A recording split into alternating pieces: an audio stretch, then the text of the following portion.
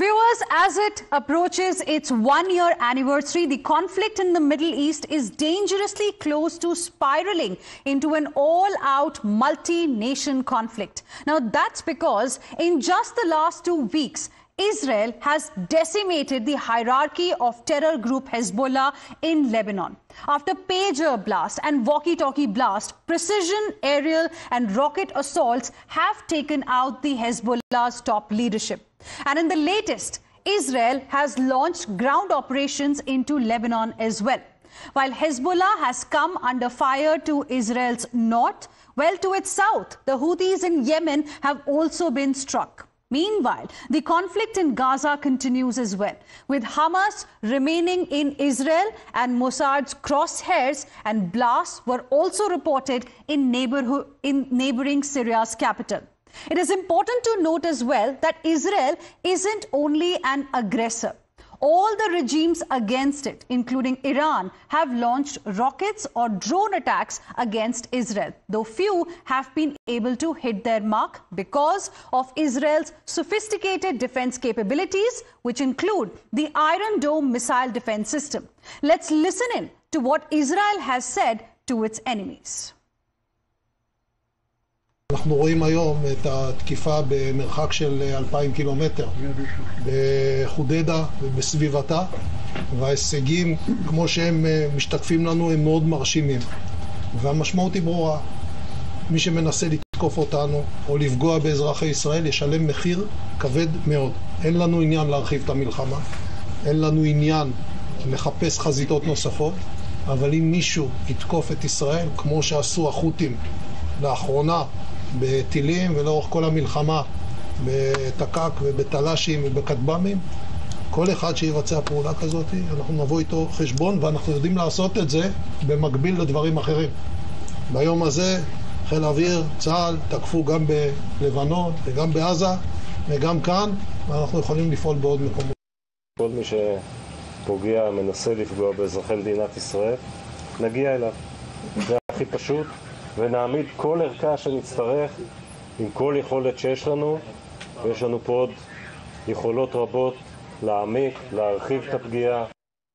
Now, as this escalation has taken place, the United States of America has completely backed Israel, terming it Israel's right to self-defense. Now, this comes even as U.S. President Joe Biden has stated that escalation should be avoided at all costs. Listen in to President Biden and a report from the United States of America. Can an all-out war in the Middle East be avoided? It has to be. We really have to avoid it.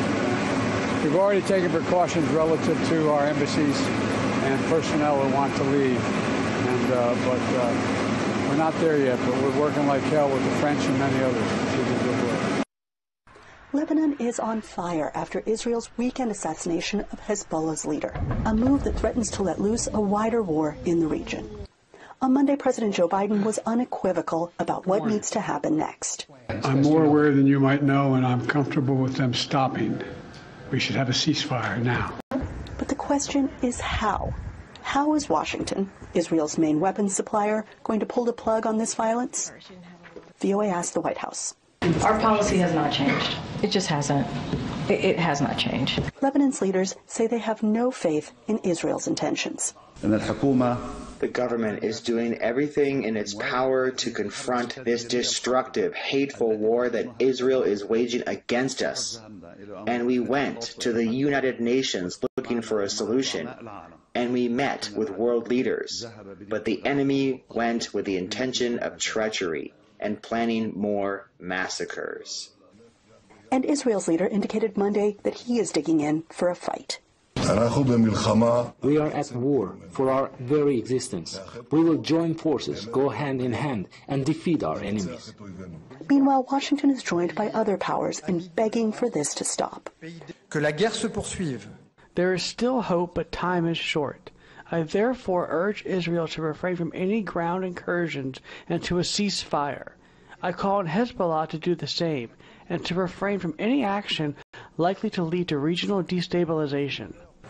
Analysts say Biden and allies have given Netanyahu options to stop the violence by pushing for a 21-day ceasefire in Lebanon and a deal to free hostages held by Hamas in Gaza as a step toward ending that conflict. Well, unfortunately, I would say that the history of their conversations over the past year has been that regardless of what the president's arguments are, regardless of what he has pushed, Benjamin Netanyahu is following his own course and is not responding to U.S. concerns or advice. For the people of southern Lebanon and for the region, these are not abstract discussions. This is a matter of life or death. Now, viewers, a number of defense experts have spoken on the latest series of escalations. Their views pertain to many aspects of this conflict. Listen in. The war in Ukraine, Palestine, Gaza is now slowly spreading to Lebanon and Yemen, besides Syria, as also the Houthi attacks in the Red Sea channels and the Gulf of Aden. What are the pivotal global crises that are taking place? There are forced displacements in Palestine and Gaza, as also giving rise to famine risk. In Ukraine, infrastructure damage and lives are in danger. In Syria, destruction, displacement and spread of diseases. Similarly, in Lebanon, there is destruction and the spread of various kinds of diseases taking place. There are severe humanitarian crises being generated in Yemen. The whole energy block of the world, the biggest block, will get affected.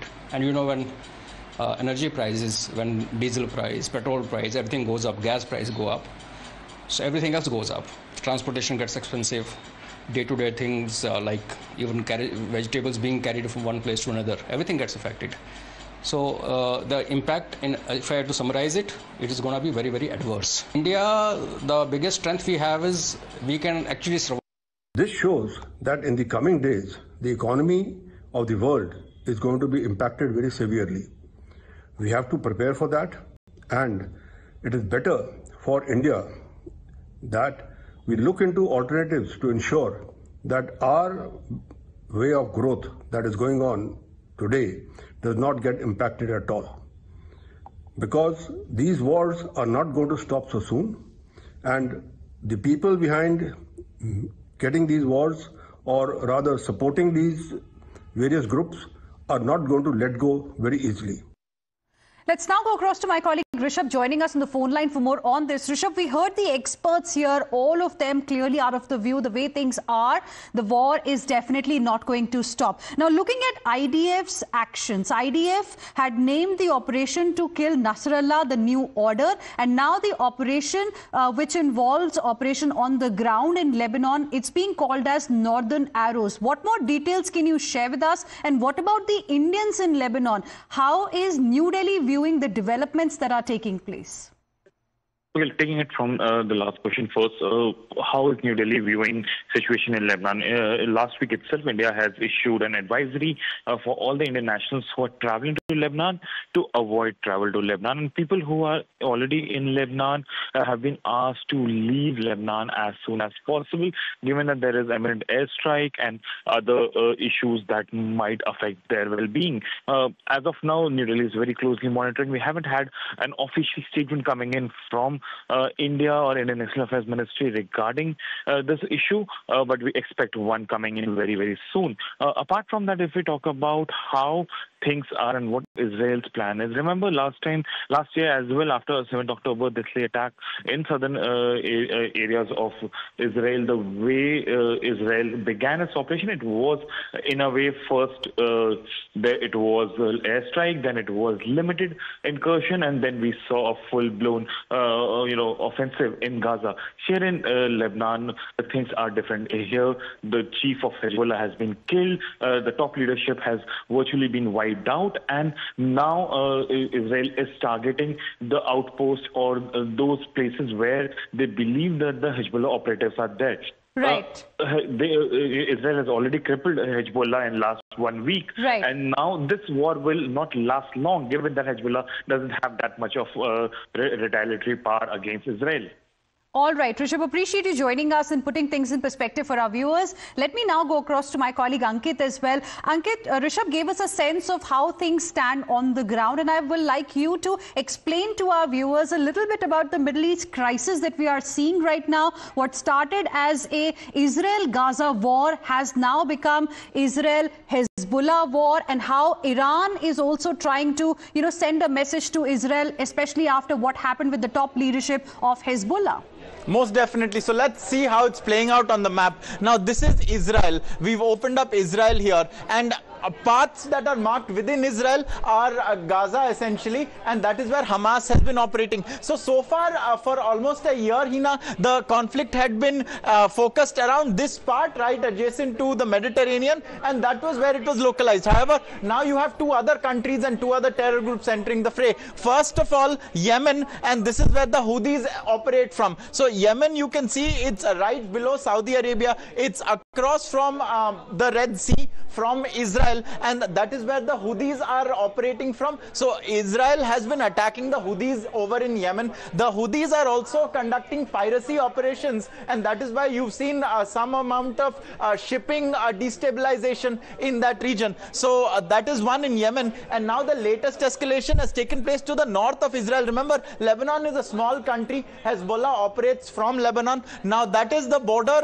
via which Israel has infiltrated into southern Lebanon. That makes it to the north of Israel, which is why I presume it's called Northern Arrows. So in Lebanon you have Hezbollah, in Yemen you have the Houthis, in Gaza you have Hamas. All of these three, Hamas, the Houthis and Hezbollah, are all in one way or the other said to be proxies of Iran. This is Iran. And one other thing I'd like to point out is that the US has deployed vast naval assets to this region. Wherever you see these anchors, this is where it is stated as per reports that America has moved its destroyers and carrier fleets. So you have one in the Red Sea, you have in the Persian Gulf. This is to protect shipping through the Suez Canal, and then you also have on the Mediterranean. So essentially what the US is doing by all accounts is ensuring that while Israel can fight back against terrorists, no other regime, no other actor, whether it's Iran or someone else, can impact Israel adversely. So that is essentially what's going on. And also we are hearing, before I toss it over, in Syria, which is right next to Lebanon and Israel, also in Damascus, there has been some kind of explosion last night. That is also being linked to Israel. It's unconfirmed at the moment.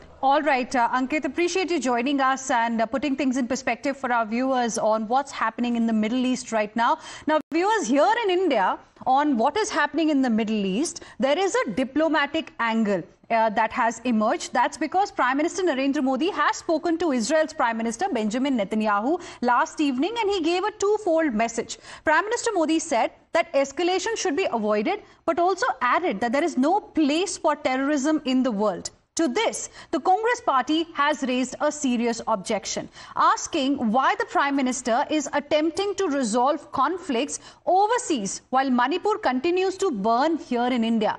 At the same time, India has been witness to a curious set of prayer meets and protests over the assassination of Hezbollah chief Hassan Nasrallah. Now, this is after the PDP and some other politicians from J&K seeking official days of mourning in India over Nasrallah's killing. Here are some reactions.